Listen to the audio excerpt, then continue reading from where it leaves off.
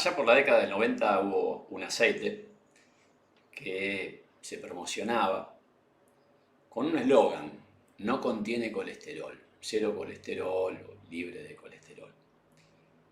Lo cual era cierto, como la realidad lo es respecto de cualquier aceite de origen vegetal. Era verdad, era mentira, y era verdad y era mentira. Era verdad, no tenía colesterol. Era mentira, daba a entender a través de esa verdad los productos, sus competidores sí tenían colesterol.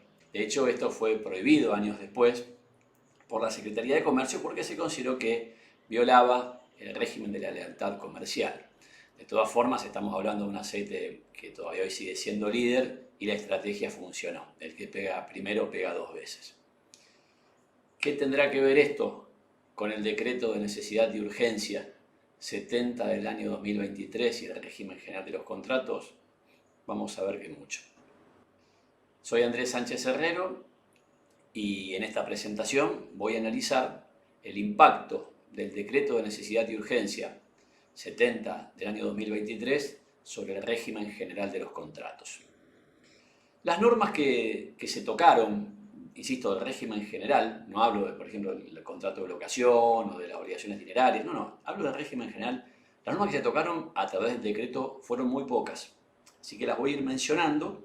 Veremos el texto nuevo, entre comillas, el viejo, e iré haciendo un balance a medida que avancemos.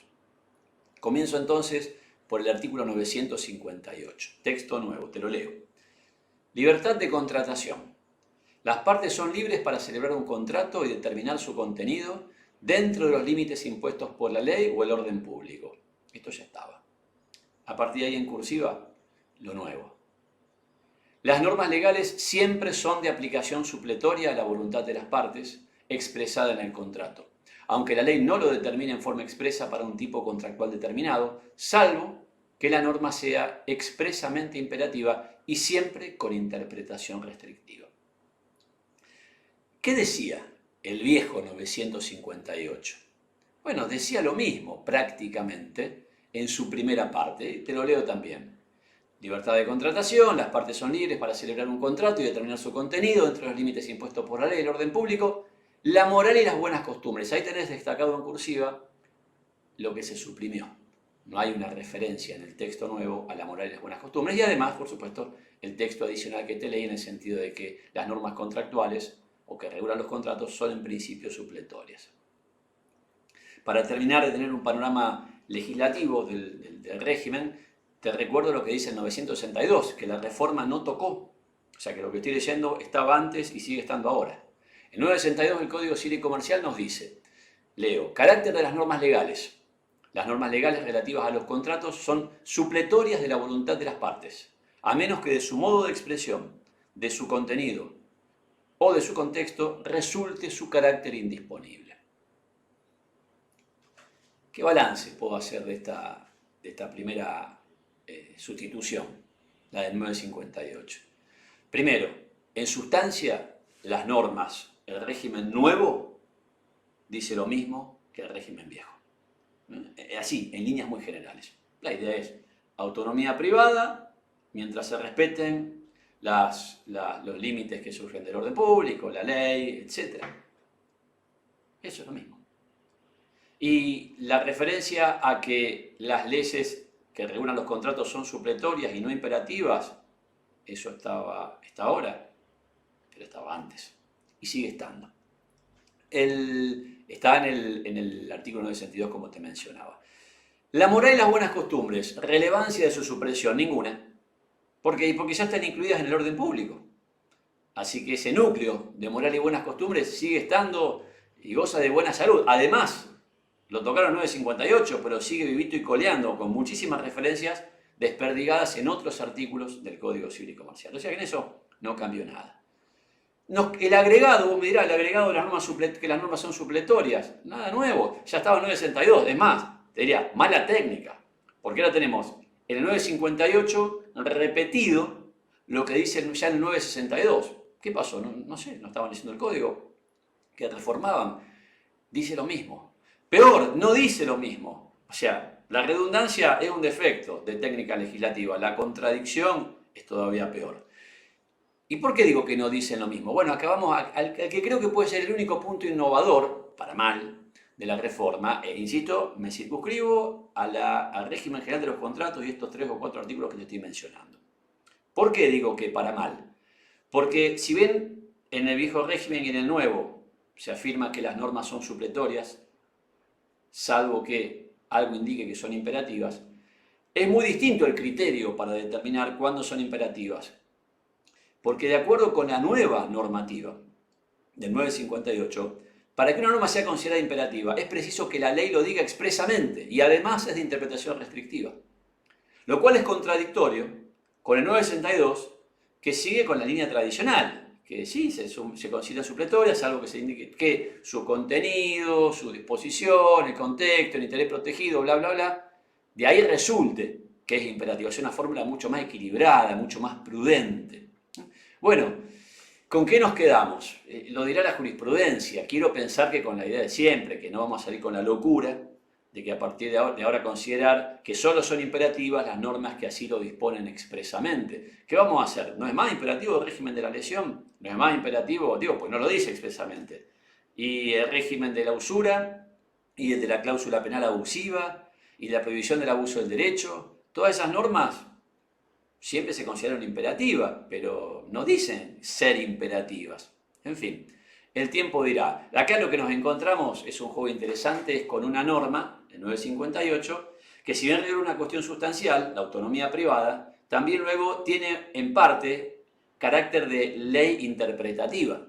Porque esa referencia a que las normas son supletorias en principio y no imperativas, y con qué criterios se determina que son o no imperativas, es una norma que el legislador da al intérprete para cuando tenga que interpretar otras normas y decidir si son o no son imperativas. ¿Sí? El legislador entre comillas, además, ¿no? Porque esta es una norma que proviene del Poder Ejecutivo. Marca su desconfianza respecto del intérprete. Pero en realidad esto ya siempre se ha dicho, es más, está hecho por la Corte Suprema. Es la jurisprudencia la que al final tiene que decidir si una norma es o no es imperativa. Es la jurisprudencia. Por lo demás, más allá de lo que diga la ley, la realidad se lleva puesta esta pretensión del legislador. ¿Por qué? La norma interpretativa es como una norma de segundo grado, una metanorma, que te está indicando cómo tenés que interpretar otra norma, la norma legislativa de primer grado. Pretende sustraerle al intérprete lo que es su misión principal, que es interpretar. Pretende tasar de antemano esa interpretación, pero es una causa perdida. ¿Sí? Esto es como Aquiles y la tortuga, nunca va a alcanzarlo el pobre Quelonio, porque siempre otro va un paso más adelante. ¿Y cuál es ese paso más adelante? Que la norma interpretativa también tiene que ser interpretada, como de hecho, por ejemplo, yo lo estoy haciendo ahora. En síntesis, salvo que se interprete este disparate, ningún cambio en el 958. El 960, la otra norma que tocaron. Te leo el texto nuevo.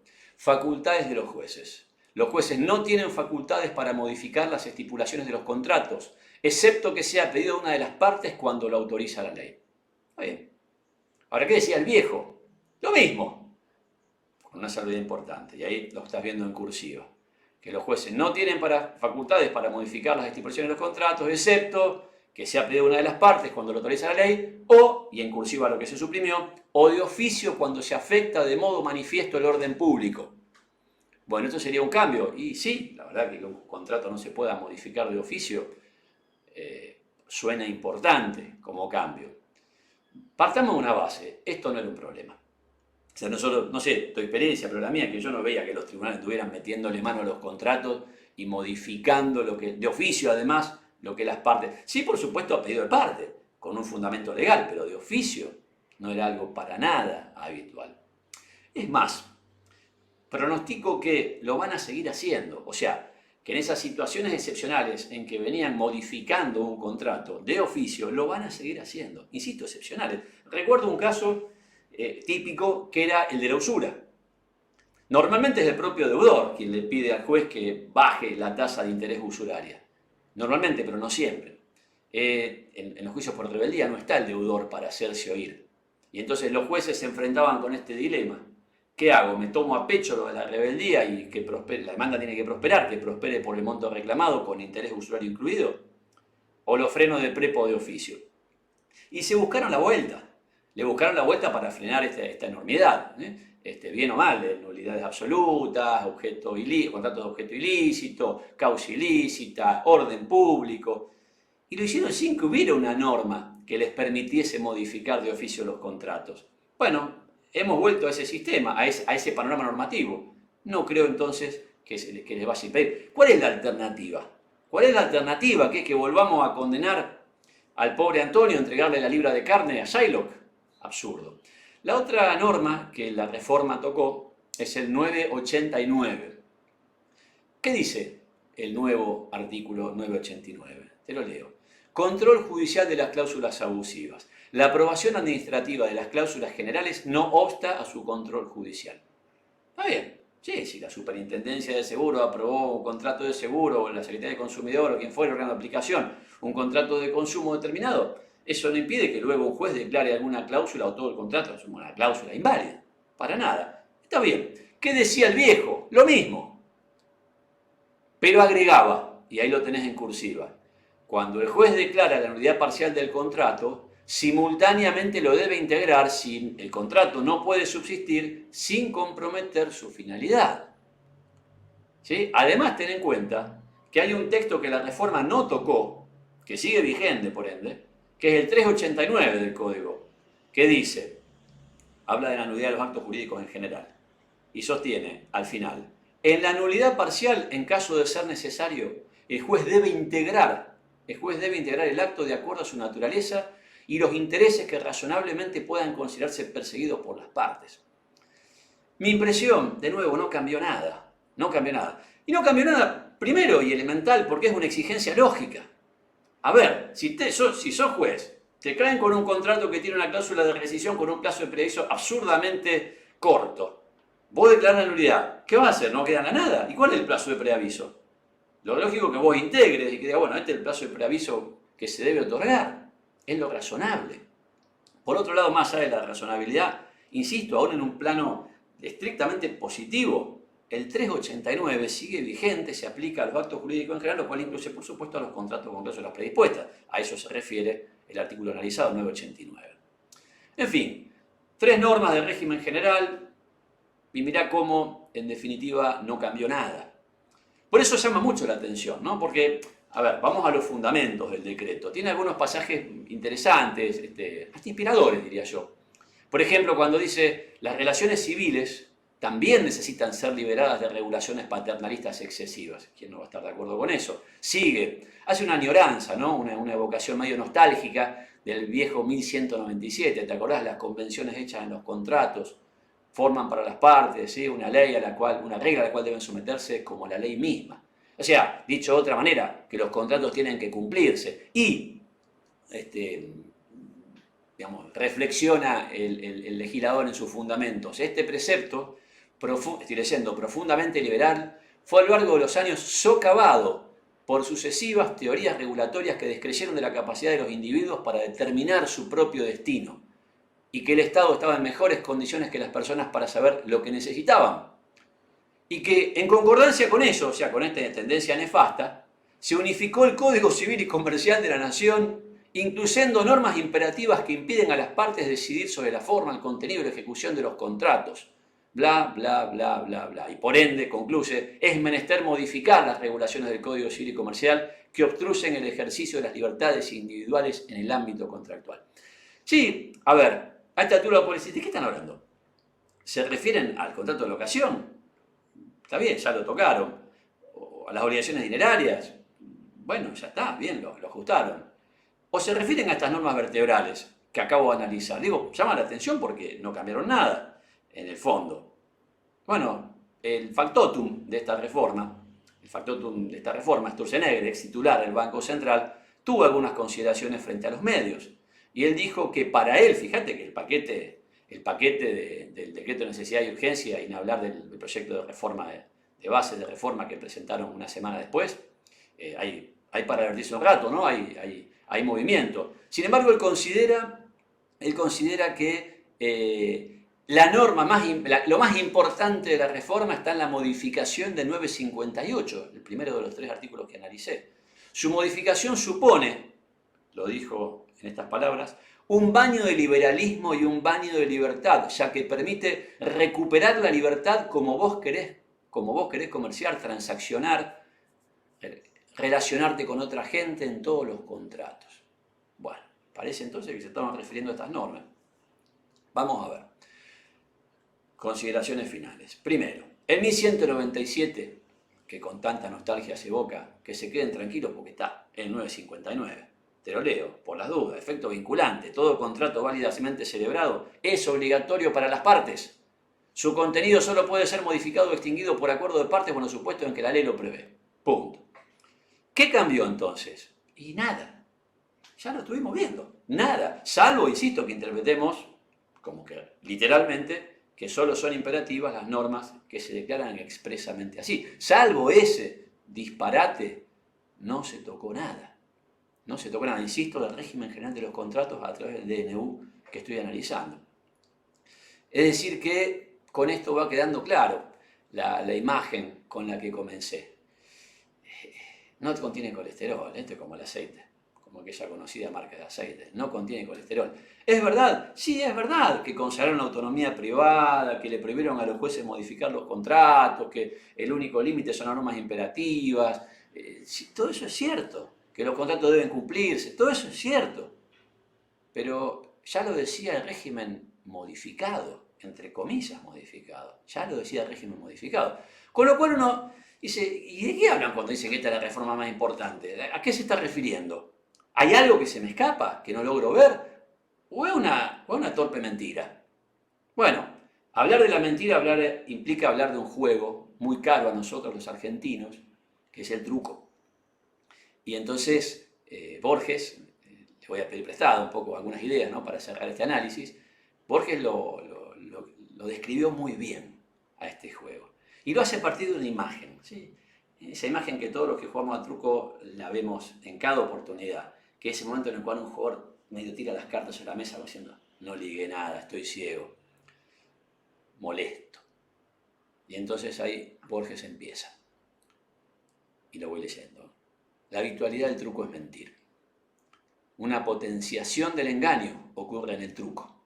Ese jugador rezongón que ha tirado sus cartas sobre la mesa puede ser ocultador de un buen juego, astucia elemental. O tal vez nos está mintiendo con la verdad para que descreamos de ella, astucia al cuadrado. ¿Este está muerto en serio o vendrá cargado? Pensamos nosotros. Vuelvo a Borges. Es una superposición de caretas, y su espíritu es el de los baratijeros Mosche y Daniel, que en mitad de la gran llanura de Rusia se saludaron. ¿A dónde vas, Daniel?, dijo el uno. A Sebastopol, dijo el otro.